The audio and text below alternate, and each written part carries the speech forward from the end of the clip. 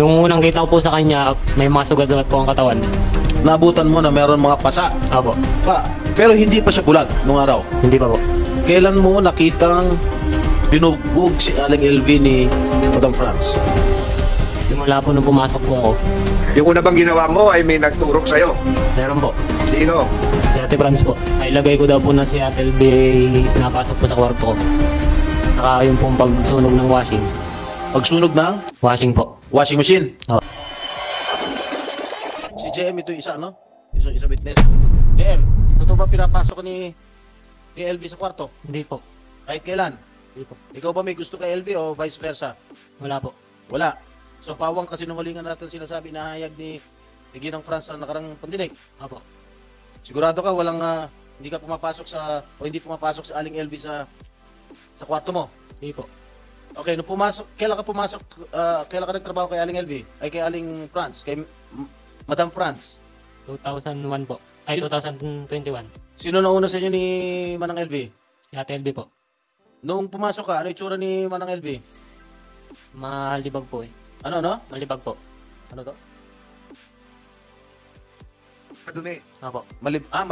Okay. Siguro tinatanong ni ang tutumbukin ni Senator Estrada, yun bang sitwasyon ngayon ni Manang LB at nung unang nakita mo pareho? Nung unang kita ko po sa kanya, may mga sugat-sugat po ang katawan. So naabutan mo, nung bagong pasok ka, naabutan mo na meron mga pasa, Opo. mga sugat Opo. sa kanyang katawan. Anong parte ng katawan? Sa mukha ba? Sa braso ba? Sa binti? Sa mukha po dibdib? tsaka likod? sa leeg. Ha? Sa mukha po tsaka sa leeg tsaka sa Sa kamay. mukha. Pero hindi pa siya bulag nung araw. Hindi pa po. Nakakakita pa siya ng dalawa niya mata. Opo. Totoo? Oo. Okay, hindi ka ba nagtangkang magtanong sa kanya, o Aling LB, bakit kanya na itsura mo? Bakit malibag? Hindi po. Bakit? Hindi ko pa po ganong kakilala. Nakilala. So nung nagkakilala kayo, hindi kayo nagkwentuhan bakit siya nagkaroon ng sugat na gano'n o mga pasa ng gano'n? Yun nga po, sabi niya po, binubog daw po siya. Anong ginawa mo nung sinasabi? Meron ka bang nasaksihan na pambubugbog ng amo nyo dito kay Aling LB? Meron po. Ikaw mismo? Oo. Mr. Chair, pwede ba kasi Senator Tulfo. since kausap mo naman itong si JM kasi nakita ko dito sa Sinumpang Saraysay, isa ka sa mga inutusan. Si Dodong. Saan ba si JM? Okay nga, ikaw JM, diba? Opo. Sinumpang Saraysay ni Dodong na kasama ka sa inutusan itong si Franz Garcia na saktan si Manang LB, tama? Tama Hindi ba ito? po. Hindi totoo ito? Itong nasa, Hindi. Isang salaysay na ito ay salaysay ni Dodong.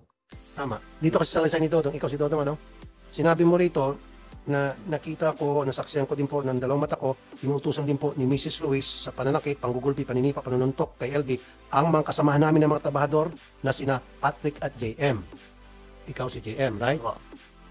Tama ba yung sinasabi dito ni Dodong sa kanyang sinumpang salaysay na isa ka sa inutusan nitong amo na saktan si Manang LV? Inuutosan po ako pero di ko po ginagawa. Sabi niya po na sapukin ko daw po. Sapukin mo. Oo. Ano sinabi mo sa amo mo? Sabi ko po ayoko puti. O nung umayaw ka sa utos ng amo mo, ano sinabi ng amo mo? Wala naman po. Siguro, Mr. Chair, tanongin ko lang sana si Dodong kung follow up lang. Dodong, natuloy ba yung pananakit base sa utos ni Mrs. Garcia o hindi? Hindi po. Thank you. Okay, JM. Yung huling tanong ko sa iyo, Patay ng mikropono ni... kailan mo nakitang binugbog si Aling LV ni Madam Franz? Simula po nung pumasok po ako. Gaano kadalas? Minsan po paggabi. Tuwing gabi. Opo. Araw, walang nangyayari araw. Paano mo nakikita ng binubugbog ni Madam Franz si Aling LV? Pag ano po, yung sarado na po kami.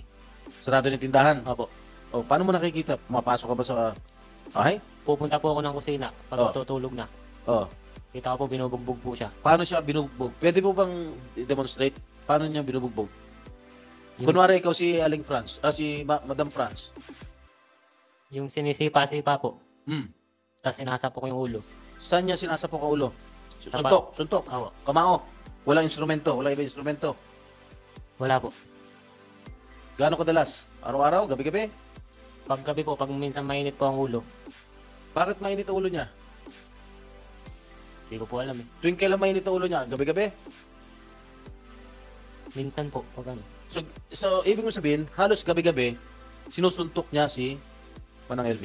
Tama po ba ako? Ha? Opo. The permission Senator Estrada. Hindi ka umawat? Hindi po. Hindi mo sinabihan. Tama na, ate. Hindi po. Bakit hindi ka umawat? Takot po. Natakot ka? Bakit? Baka po madamay po ako. Okay, meron kang unang salaysay. Meron kang unang salaysay sa pulis. Itong salaysay na natanggap ko at binasa ko ay pangalawang salaysay mo na ito. Opo. Yung unang salaysay mo, handwritten. Sulat kamay mo. Oo. Tama po ba? Opo. Bakit ka gumawa ng pangalawang salaysay? At binabawi mo yung unang salaysay mo. Kakaiba, yung unang salaysay mo, kakaiba doon sa pangalawang salaysay mo na iyong pinirmahan sa CIDG, Mindoro, Police, noong September 12. So, bakit magkaiba? Nung una, ang tanong ni Senator Estrada, ay parang pinagtatanggol mo si Mrs. Franz Ruiz. Yung pangalawa, iba na yung sinasabi mo. Yung una bang ginawa mo ay may nagturo sa'yo. Meron po. Sino? Si Ate Franz po. Pirma ka. Opo. Saan nangyari? Sa tindahan niya po. Wala kang kopya ng unang salaysay dahil wala kaming kopya rito. Wala po. Anong inilahad mo sa unang salaysay mo? Nailagay ko daw po na si Ate LB napasok po sa kwarto ko. Na Napasok. pumasok si Aling LV sa kwarto mo. Opo. Oh. Tapos, Tsaka po yung naglalagay po ng kalawang sa heater. naglalagay ng kalawang sa Heater. heater. Opo. Oh, tapos, Tapos ako daw po ang sabing may gawa nung pag sa mata niya po. ano? Yung pagsapok sa mata niya po. Pagsandok sa mata? Pagsapok po. Pagsapok sa mata, oh. Ano pa? Tsaka yung pong pagsunog ng Pagsunog ng washing po. washing machine. Oo. Ano pa? Lahat yan ay tinuro sa'yo ni Franz. Opo. Ano pa? Meron pa raw naglalagay ng buhok, Opo. pubic hair, sa pagkain. Totoo ba? Siya Hindi. nagdikta nun? Opo. Siya po. Totoo bang meron nilalagay si Aling LV? Wala po. Ano pa? Binayaran ka ba para sabihin yon? Wala po. Walang ano? Wala po. Di ba umalis ka, no? Lumayas ka at pinabalik ka ni Jerry. Opo. Tama po ba? Opo. Tapos naisip mo, kaya ka pinabalik ni Jerry dahil para gumawa ka ng salaysay, yung unang salaysay mo. Opo. Tama po ba? Opo. Sige, tuloy mo. Ano pang sinabi ni Franz? Yung yun nga po, paglagay po ng buhok sa mga pagkain. So, hindi totoo na doon sa unang salaysay mo, na hindi totoo na sinaktan mo o sinapok mo si LV sa mata. Hindi po. Walang katotohanan. Wala po. Hindi mo kahit kailan pinagbuhatan ng kamay si Aling LV. Yung ano lang po, nung dati po, Paano dati? yung ginamit ni Ate Elbing basahan po ang damit ko. Nung ginawang basahan yung damit mo. Opo. Ano ginawa mo kay Manang LV? Natabig ko lang po yung kanyang ulo sa sobrang inis po.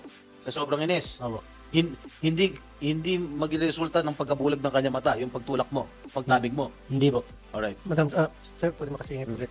Meron, Pero by short time. thank you, Mr. Chair, Senator Estrada. Dito sa sinong pansalaysay ulit ni Dodong sa pang-5 na paragraph, 5 paragraph, sabi rito, nakita ko po nasaksiyan na maraming beses na po na sumusuka ng dugo si LV dahil sa mga ginagawa sa kanya ni na Mrs. Ruiz, Patrick at JM. Tama ba ito? Accurate ba ito, Dodong? Itong pansalaysay mo? Na nakita mo, sumusuka ng dugo si Manang LV dahil sa ginagawa itong Ruiz na ito at mga kasamahan pa ninyo kasama si JM. Dito yan. Tama? O mali itong statement mo? Tama po. So, ibig sabihin, si JM kasama sa nananakit kay Manang LV? Po, hindi ko alam po eh. Hindi, sabi mo kasi rito, nasaksiyan mo maraming beses po na sumusuka ng dugo si LV dahil sa mga ginagawa sa kanya ni na Mrs. Ruiz. Sino tong Patrick na to? Ikaw. So, ang sinasabi ngayon mo, Dodong, si Ruiz, Mrs. Ruiz, and then yung si Patrick, at saka si JM, nasaksiyan mo, nananakit kay Manang LV hanggang sa sumuka siya ng dugo. Hindi totoo. Accurate ba to o inutusan ka lang na? Wala lang po. If I may interject, Senator Tulfo, ang nakalagay dito, wala po silang pakialam. Ano ibig sabihin nun? Nandun si Patrick at JM pero wala silang pakialam at patuloy ang ginagawang pananakit sa kanya po. Sino ba kasama ba sa pananakit si JM at si Patrick?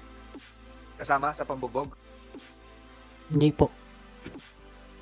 Mr. Chair, ewan ko baka nabago na to dahil dito sa number 5, talagang sinasabi niya, sumusuka ng dugo si LV dahil sa mga ginagawa sa kanya ni na Mrs. Ruiz, Patrick at JM po, pero wala po silang pakialam at patuloy lang ginagawang pananakit sa kanya po.